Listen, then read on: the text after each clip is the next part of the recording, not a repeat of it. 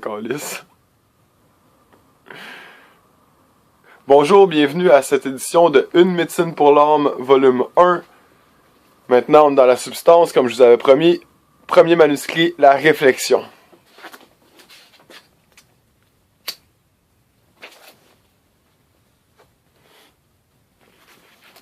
Premier manuscrit, la réflexion. Tout cheminement, toute réalisation participe d'abord d'une réflexion, puis d'une démarche, et enfin d'un accomplissement. Toutes les informations de ce premier manuscrit suscitent la réflexion. D'abord, prendre conscience des énergies de la matière afin d'expérimenter les énergies spirituelles. Avant l'accomplissement. La respiration, accepter de se donner la vie en respirant. La visualisation, pour créer dans la matière et dans le monde spirituel. L'amour universel, l'homme ne peut se développer que dans un corps humain. La découverte, le langage verbal n'a pas toujours existé. Apprendre à respirer, l'estime de soi et à prendre sa place. L'abandon du corps, libérer l'âme de son fardeau. Donc, premier chapitre, accepter de se donner la vie en respirant. La Saja, on vous souhaite la bienvenue, entité de la connaissance, entité de la recherche. Nous allons vous appeler les explorateurs d'un nouvel univers. Les explorateurs d'un univers où vous apprenez à marcher et à grandir avec la lumière. Un nouvel univers dans lequel vous allez entrer à mesure que vous progresserez dans la lecture de ces manuscrits. Avant de commencer, on aimerait vous inviter à ne pas douter des huiles essentielles. Ne doutez pas de ces ressources naturelles et accordez-leur votre attention au cours de la description des prochaines énergies. Il faut vous dire tout de suite que l'usage d'une huile essentielle dont un être humain n'aurait pas besoin n'aura ni effet ni conséquence. Le corps humain ne prend que ce dont il a besoin. C'est là un principe qui s'applique dans tout l'univers. Dans votre univers terrestre, l'âme, tout comme le corps d'ailleurs, ne prend que ce dont il a besoin. Le reste, il ne le prend pas. C'est pour cette raison que sur vos chemins, vous rencontrez des gens qui croient à une vie supérieure. Vous en rencontrez d'autres qui en doutent et d'autres qui ne veulent pas s'occuper de ça. Ils s'agissent selon ce que leur âme a choisi d'apprendre ou de ne pas apprendre pendant son incarnation. Au cours de cet échange, nous allons élaborer la première thèse, la première théorie. Vous pourriez appeler cela un chapitre, mais nous appelons cela une thèse. En fait, ce n'est pas une théorie parce que nous en connaissons exactement les effets. Nous appelons cela une thèse parce que c'est l'élaboration d'une description. On commence donc par ce que l'être humain appelle la respiration. Vous vous souvenez, on en avait discuté lors de nos premiers échanges. La respiration du corps, la respiration de l'âme, en regard de l'évolution. Si le corps et l'âme à travers le corps ne respirent pas bien, c'est que le corps n'a pas bien acquiescé à la première thèse, c'est-à-dire la respiration. Dans la respiration, nous retrouvons de l'oxygène et aussi une quantité d'humidité infinitésimale. Mais il y a de l'humidité, donc on y retrouve la vie, de l'eau.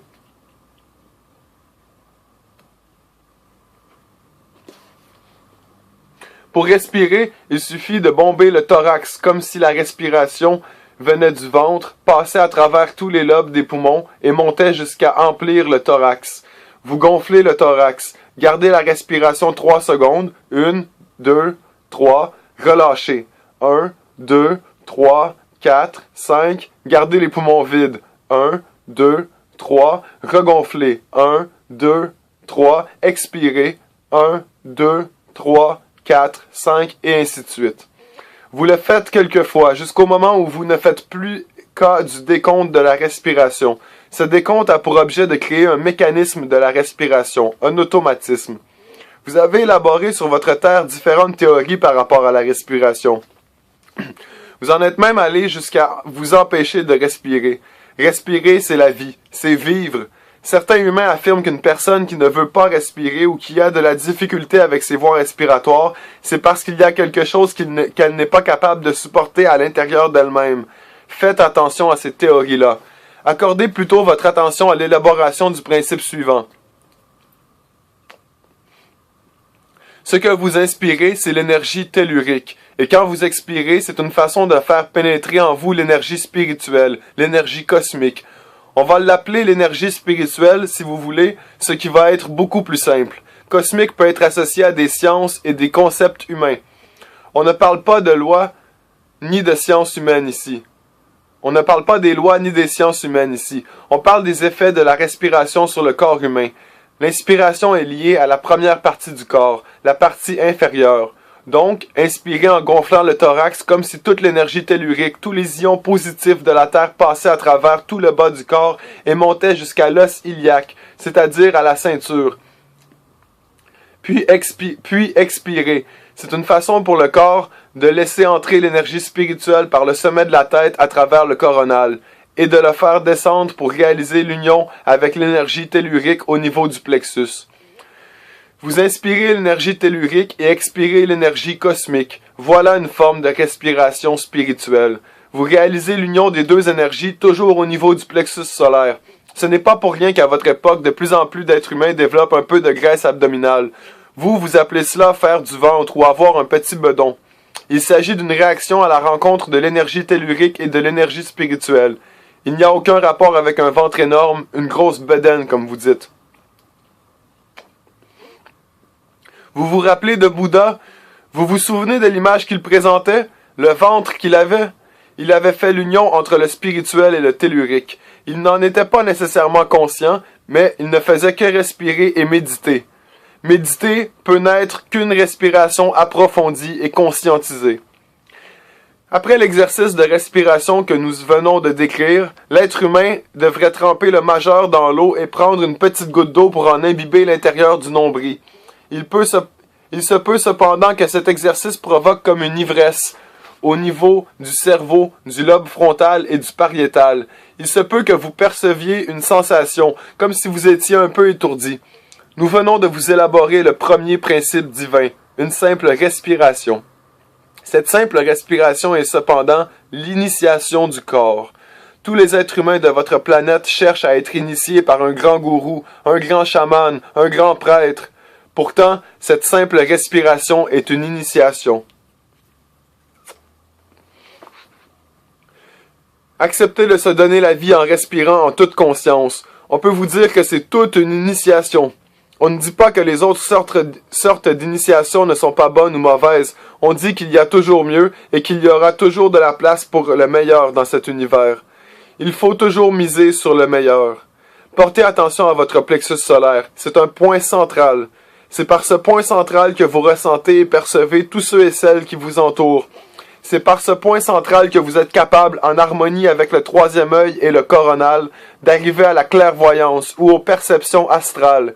Voilà un grand principe. N'oubliez pas l'eau pour imbiber le creux du nombril après avoir utilisé cette technique de respiration. Résumons. Faites le décompte 3 fois d'affilée en inspirant et en expirant. Après, vous ne vous occupez plus de la respiration. Laissez aller les choses. Laissez-vous aller et prenez une pause de respiration conscientisée. Vous allez vous apercevoir qu'au niveau du coronal, il y a une succion qui se fait. Il y a une énergie qui s'élabore. Le plexus s'ouvre. Le troisième œil s'ouvre et le coronal s'ouvre. Le coronal a la forme d'un bol, d'un récipient. Vous lui aviez attribué 144 000 pétales, n'est-ce pas? Mais il est fait simplement comme un bol, comme une marguerite pour faire cuire les légumes à la vapeur. Qu'est-ce que vous faites pour cuire les légumes et en conserver tous les éléments nutritifs? Vous ouvrez une marguerite pour y déposer les légumes, n'est-ce pas? Puis, vous les faites cuire avec un peu de vapeur. Faites la même chose pour ne pas perdre l'énergie spirituelle qui entre par votre expiration. Ouvrez le coronal pour laisser passer tous les éléments nutritifs nécessaires à l'âme. Compris? En pratiquant cette technique de respiration, vous perpétuez la première initiation terrestre de l'âme. Vous pouvez le faire le matin au réveil et le soir au coucher. Pas question de le faire des heures et des heures. Inspirez et expirez 3 fois en faisant le décompte. Complétez votre détente en restant les yeux fermés pendant un moment. Après cet exercice de respiration, faites une légère pression au sommet du nez pour régulariser l'absorption d'énergie par le troisième œil, afin de tempérer l'intuition et la clairvoyance, ou l'effet de transe. Faites une légère pression au sommet supérieur du nez, entre les deux sourcils, là où le doigt ne monte plus. C'est exactement là que se situe le point central de l'énergie du troisième œil. Voilà le premier principe divin. Voilà surtout la première initiation. Savez-vous pourquoi? On va vous expliquer quelque chose. Il y a sur votre terre ceux que vous appelez les peuples jaunes et les peuples verts. Les peuples jaunes, ce sont les Chinois. Les peuples verts, ce sont les peuples du Laos, du Cambodge et du Vietnam. Ce sont des peuples qui ont beaucoup travaillé le développement du coronal. Chez ces peuples, il est défendu, strictement défendu, de toucher le coronal d'un enfant jusqu'à sa puberté, c'est-à-dire mettre la main sur sa tête. C'est l'équivalent pour les Nord-Américains de toucher le sein d'une dame en plein jour. C'est un sacrilège, n'est-ce pas? Alors pourquoi le coronal chez les Asiatiques? Voici une chose importante que nous allons vous divulguer. La plupart des Asiatiques ne le savent même pas et vous le saurez maintenant. Quand vous touchez le dessus de la tête d'un enfant, vous touchez à sa connexion spirituelle. Vous empêchez l'enfant de grandir et de s'épanouir. Ce n'est pas l'effet de toucher les cheveux, ni l'effet de toucher à l'enfant, à l'être biologique, mais d'empêcher l'énergie d'entrer. Vous faites une barrière, n'est-ce pas, en faisant ça? Maintenant, le plexus solaire. Mais avant, une petite observation. Qu'est-ce que les êtres humains font quand ils ont bien mangé? Vous tapotez votre plexus. Ceux qui ont des problèmes d'estomac devraient tapoter vis-à-vis les côtes pour aider à régulariser les muqueuses et les séreuses. Ce sont des glandes, une couche de protection. En même temps, ce tapotement va aider l'énergie à bien se répartir dans l'estomac. Pour qu'un être humain puisse croire ou pour qu'il accepte de l'aide, vous savez ce qu'il faut faire? Il ne faut pas le mettre dans l'épreuve, mais le mettre dans la preuve. Vous faites la nuance? Revenons à l'énergie du plexus solaire. Quand vous inspirez, vous faites monter l'énergie tellurique, et quand vous expirez, vous faites entrer l'énergie spirituelle. L'équilibre se fait au niveau du plexus. Ne touchez pas au coronal. Quand vous avez complété 3 respirations, faites un pincement au sommet du nez pour harmoniser, équilibrer l'énergie. Faites un tapotement sur le plexus pour que l'énergie y soit rééquilibrée. Vous mettez une goutte d'eau au creux du nombril après avoir tapoté. C'est tout. Ensuite, vous déposez le dos de votre main droite dans le creux de la main gauche. Posez le pouce gauche sur la jointure du majeur de la main droite. Mettez l'index gauche le long de la paume de la main droite, selon votre longueur de phalangine, et détendez-vous. La respiration est la première étape de l'évolution de l'âme. Maintenant, nous allons progressivement vous parler de l'âme. Nous allons vous en parler par bribes, au fur et à mesure que nous aborderons les autres énergies. On ne veut rien traumatiser, et on ne veut surtout pas vous faire de l'ingurgitation. On va seulement vous donner ce qu'il faut et vous laisser le temps d'assimiler. L'âme est un amalgame d'énergie spirituelle, donc indéfinissable au niveau de la science des humains, parce qu'elle n'est pas scientifique, elle est spirituelle. Êtes-vous capable d'écrire un sentiment? Le décrire? Peut-être, mais êtes-vous capable de le faire ressentir énergétiquement? Non. L'énergie spirituelle, c'est la même chose. L'âme provient d'un amalgame de l'ensemble des énergies de l'électrum 21. Quand vous pratiquez la technique de respiration qui vous a été donnée plus haut, vous ne faites tout simplement que revivre la première respiration que l'âme a prise à travers le fœtus au moment de la naissance. L'âme est alors équilibrée. Quand elle traverse le passage utérin, elle a déjà accompli les 21 principes et les 21 thèses que nous allons élaborer lors de nos échanges. Et à partir du moment où l'âme prend sa première respiration, elle met en développement tout ce qu'elle doit vivre dans votre humanité pour son accomplissement, son plan de vie, son projet de vie. Elle déclenche l'accomplissement de ce qu'elle a choisi de réaliser. Elle fait en sorte d'anesthésier, d'oublier, de mettre de côté ce qui fait partie de l'inconscient. Elle anesthésie le souvenir de ses vies passées, de ses vies antérieures et la mémoire du temps antérieur, la mémoire du temps parallèle. Cette première initiation, la première respiration de l'âme à travers le corps, a déjà été véhiculée par tous les premiers spermatozoïdes qui sont allés féconder l'ovule par la technique de la respiration. On s'explique. Observez ce qui se passe au niveau de la copulation. Les soubresauts aident à retenir la respiration. C'est sensiblement, sinon exactement, le même modèle que la technique de respiration élaborée plus haut, sauf qu'elle est faite de façon non schématisée. Elle est faite par contact dans l'accomplissement de cet acte. On peut donc reproduire cette même énergie-là pour aider le corps à se ressusciter. Non, ce n'est pas le vrai mot. À se faire vivre plutôt. Uniquement le faire vivre en inspirant et en expirant.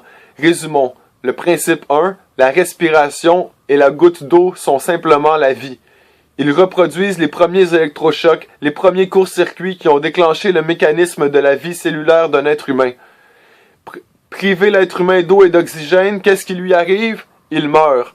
Quand la propulsion des spermatozoïdes se fait à travers le pénis lors de la copulation, il se produit une décharge électrique. Cela, vos scientifiques peuvent le confirmer.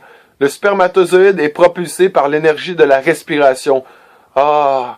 Et un relâchement. Le spermatozoïde va aller féconder la dame qui le reçoit, qui, elle aussi, va vivre ce premier principe de la même façon. Les premiers mois, le fœtus ne commence à vivre que par ce premier principe. Mais quand l'enfant sort à travers le passage utérin, que ce soit par les pieds ou par la tête, n'a pas d'importance. Au moment où il prend sa première oxygénation à l'extérieur du corps physique de la mère, il vit cette première initiation. Il la vit dans l'énergie matérielle cette fois. Cependant, tant que l'âme est dans le fœtus et que le fœtus est dans le corps de la mère, ce n'est que l'énergie spirituelle qui est véhiculée. On vous entend dire, est-ce que l'âme habite le fœtus dès la conception? Elle va et vient jusqu'au 3e mois. Après une période de 89 jours terrestres, l'âme habite le fœtus. Elle est là, mais l'âme va et vient jusqu'au 89e jour. Au début du 90e jour terrestre, l'âme reste fixée au fœtus. Après ce qu'on vient de dire, il est sans doute difficile pour vous de ne pas penser aux avortements qui se pratiquent assez fréquemment aujourd'hui dans vos sociétés. On pourrait dire bien des choses et qui pourraient être écrites dans ces manuscrits, mais qui pourraient également être interprétées de bien des façons. C'est pour cette raison que les mots qui suivent sont en gras. Il ne faut pas faire d'interprétation. Vous qui lisez ces lignes, écoutez votre respiration et non notre respiration. Quand vous parlez d'avortement, vous sortez de grands mots, n'est-ce pas? Vous parlez de vie et même de meurtre. Tentative après tentative, l'être humain a essayé de s'approuver ou de se désapprouver. Qu'est-ce qui est bien? Qu'est-ce qui est mal? C'est là la grande théorie de l'amour universel. Voilà ce que vous avez à développer, vous les êtres humains, l'amour universel. Ce qu'il est important de dire ici, c'est que l'âme ne prend possession du fœtus qu'à partir du 90e jour. Il y a des âmes qui, à travers un avortement, vont vivre une expérience de plus pour leur évolution. Cela est vrai autant pour la mère que pour l'enfant qui a été rejeté. On ne dit pas ici que l'avortement est bon ou mauvais. On dit qu'il serait trop facile de dire à l'âme « tu as le droit » ou « tu n'as pas le droit de vivre ». Rien n'a été laissé au hasard dans tout le processus de l'évolution terrestre. Rien, que ce soit la prise de décision d'avortement ou la prise de décision de conserver le fœtus. Si on disait ici que c'est bien ou mauvais, beaucoup de gens utiliseraient ces informations à leur insu et à l'insu d'autres gens. De toute façon, ce n'est pas notre but de dire ce qui est bon ou mauvais. Ce qui compte, c'est de faire réfléchir. Cet acte-là s'effectue à deux et la prise de décision doit s'effectuer par la mère. Cette décision doit être réfléchie par le père, mais principalement pesée par la mère. De quel droit une autre personne pourrait vous infliger de manger un rat vivant? De quel droit une personne pourrait vous empêcher de manger ce même rat vivant si vous l'aimez? Nous n'élaborerons plus maintenant là-dessus. Nous tenons à dire que ce n'est pas la personne qui porte l'enfant qui assume seule les responsabilités, mais c'est elle qui doit décider si elle veut ou ne veut pas l'enfant. Même si l'enfant doit être avorté ou est avorté, la mère n'a pas à se sentir coupable à 100%. Il s'est fait à deux cet enfant-là. L'énergie de continuité sera autant pour le père qui a sa part de responsabilité que pour la mère. Que les êtres humains méditent là-dessus. Qu'ils apprennent à respirer d'une façon prépondérée. Ce qu'il importe de dire à l'humanité, c'est que ce n'est pas seulement par plaisir qu'on fait un enfant. Si on fait venir une âme sur le plan terrestre, on doit accomplir ce qui en découle, bon ou mauvais selon notre jugement. J'arrête ici. La prochaine fois, passons à d'autres sujets, à d'autres questionnements qu'a pu soulever ce que nous avons élaboré. En caractère gras, ici.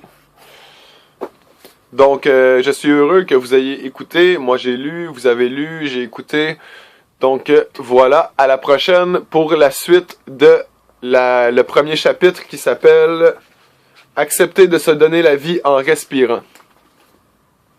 Merci.